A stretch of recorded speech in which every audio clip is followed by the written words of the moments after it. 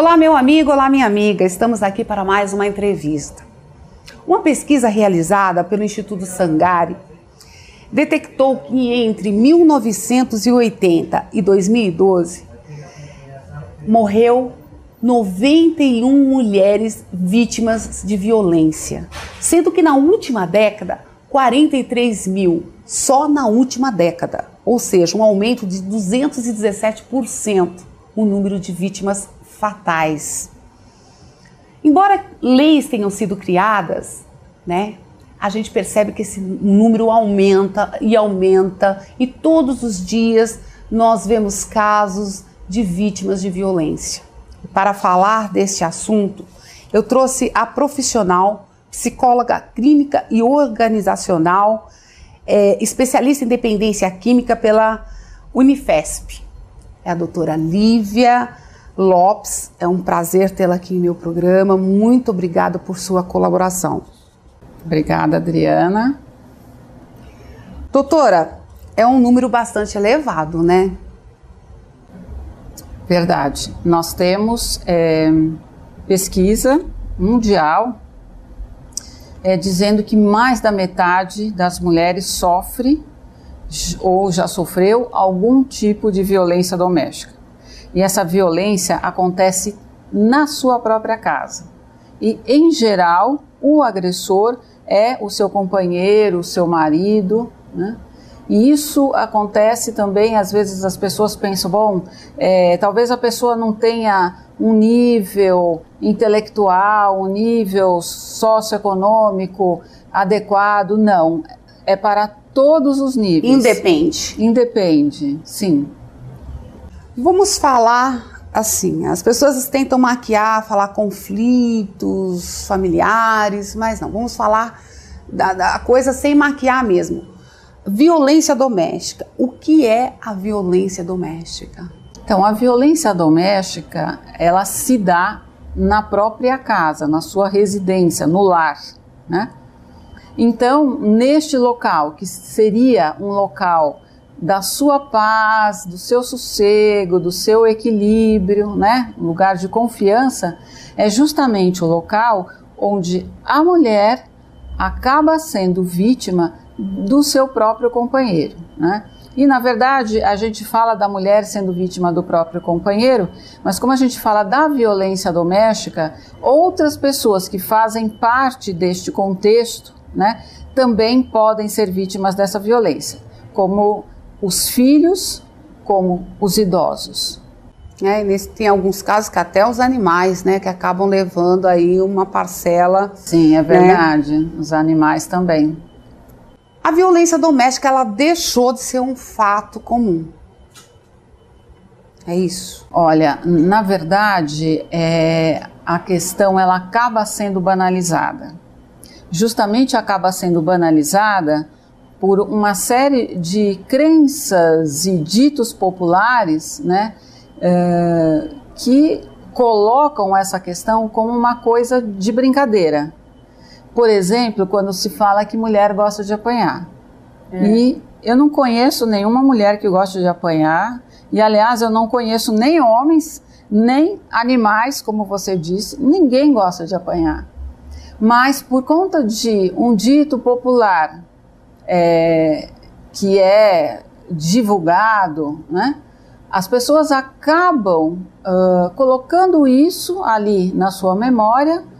E como isso não é discutido, não é conversado na escola, não temos programas de comportamentos saudáveis dado por psicólogos nas escolas, como a gente pode ver nos Estados Unidos, então as pessoas vão vivendo e não vão discutindo essas questões, não vão sabendo quais são os comportamentos saudáveis e aqueles que não são, e aí acabam passando por situações de conflito.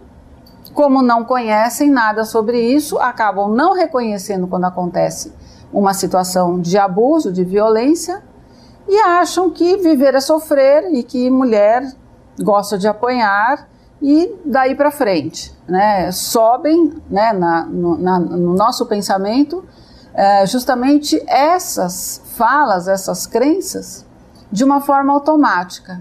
E aí a gente vai utilizando disso e quando vai ver não sabe bem por que está sofrendo, por que está infeliz, não consegue pegar o fio da meada, né?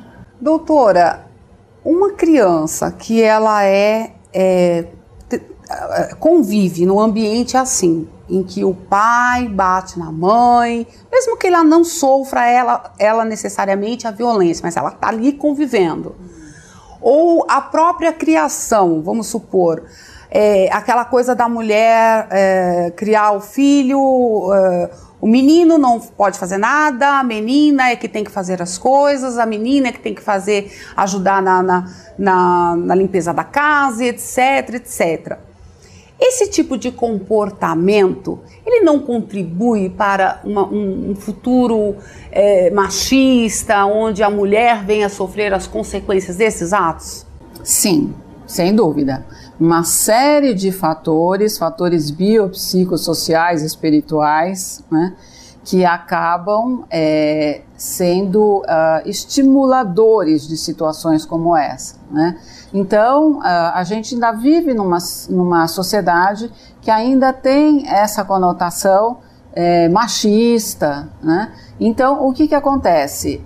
A família aprendeu dessa forma, mesmo que não gostem muito, mas especialmente as mulheres não vão gostar, mas aprendeu dessa forma. Como a gente não conversa sobre esses assuntos, as pessoas não têm a informação correta, então o que elas fazem? Elas aprendem dessa forma e elas reproduzem, e assim de uma geração vai passando para outra, né? Então aí a gente vai ter sim essas influências, né, que são próprias mesmo da sociedade e do nosso meio. Então, muitas vezes, as mulheres têm mesmo essa ideia de, vamos dizer assim, educar a mulher mais para o lado sensível e educar o homem para não ser sensível, né?